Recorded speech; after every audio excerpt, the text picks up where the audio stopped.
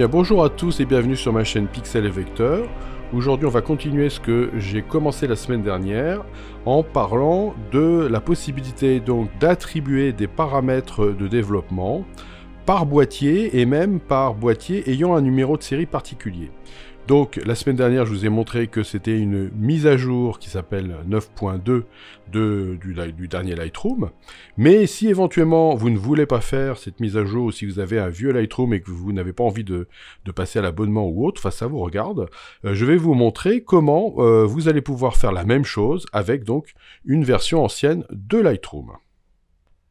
Donc, première chose que vous allez devoir faire, c'est sélectionner une image, alors je prends celle-là mais je peux prendre n'importe laquelle, et aller dire à ce niveau-là que qu'est-ce que vous voulez faire. Alors, vous pouvez remarquer, hein, ça je reviens sur la bibliothèque, que si je regarde un petit peu donc dans mes exifs, ici vous voyez je suis sur exif et IPTC, je regarde dans mes exifs, je suis sur un Nikon D850. Bon, ça veut dire que ce que j'ai envie de faire, c'est de le faire sur ces réglages-là, j'ai envie de les faire uniquement sur le D850. Je ferai des réglages différents pour mes autres boîtiers. Et une petite chose que je vais faire en plus, c'est que je vais ici aller dans les préférences,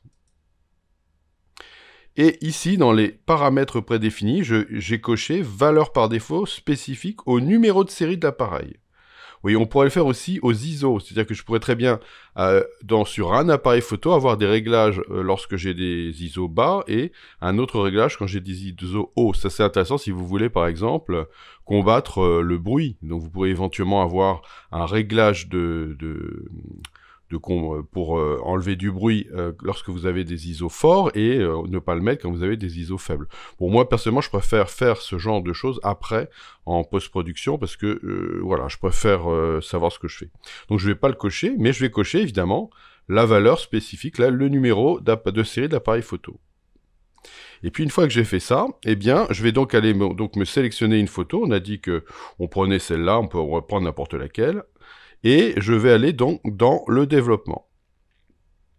Tout ce que vous allez faire pour les pré-réglages de développement par défaut se trouveront dans le module de développement. Et dans mon module de développement, eh bien, je vais voir avec quoi je veux travailler. Est-ce que dans les profils d'entrée, est-ce que je veux travailler avec Adobe Couleur par exemple? Ou est-ce que je préférerais pas travailler avec un autre paysage standard par exemple?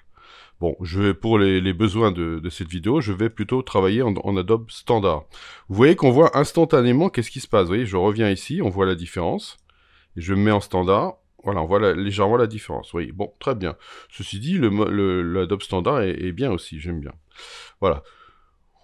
Bon, pour la température de couleur, non, ça je le laisse, il n'y a pas de problème. Éventuellement, pour les tonalités, là, je voudrais que tout soit absolument à 0. Je veux absolument qu'il n'y ait rien. Sauf, éventuellement, je mettrais bien un petit peu de texture, puisque... Non, même pas, non, parce que si je fais des portraits, ça sera pas beau. Donc je vais laisser tout ça à 0. Bon, après je vais faire tous les menus pour vérifier que tout est bien à 0. L'idée, c'est d'avoir pratiquement tout à 0. Éventuellement, après je verrai s'il y a des choses qui m'intéressent et qui ne seraient pas à 0. Là, vous voyez, tout est à 0, c'est très bien. Le détail, donc je vais le mettre, le gain à 0. Je veux pas, et la couleur aussi à 0. Vous voyez, je veux absolument que tout soit neutre. Je préfère faire tous ces réglages-là après, pas à l'importation.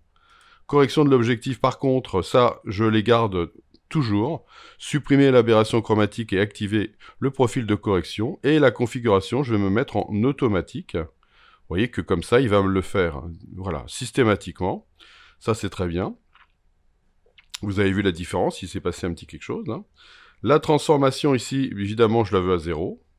Les effets à 0 et à 0. Et l'étalonnage, pareil, à 0. Mais, évidemment, je pourrais très bien faire un étalonnage dans mon appareil. Je trouve que, non, mon appareil me satisfait très bien comme il est là.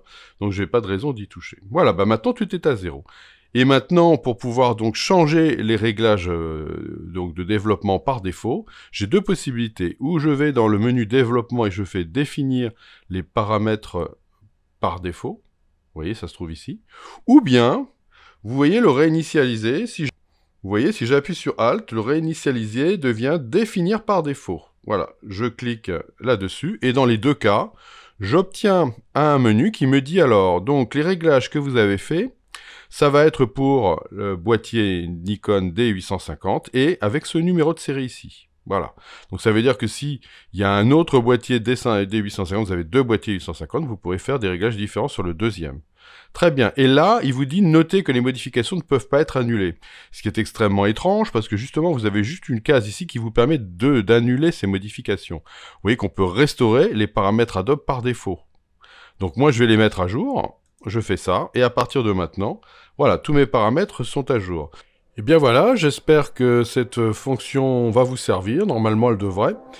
Et je vous dis à bientôt pour de nouvelles aventures sur Pixel et Vecteur.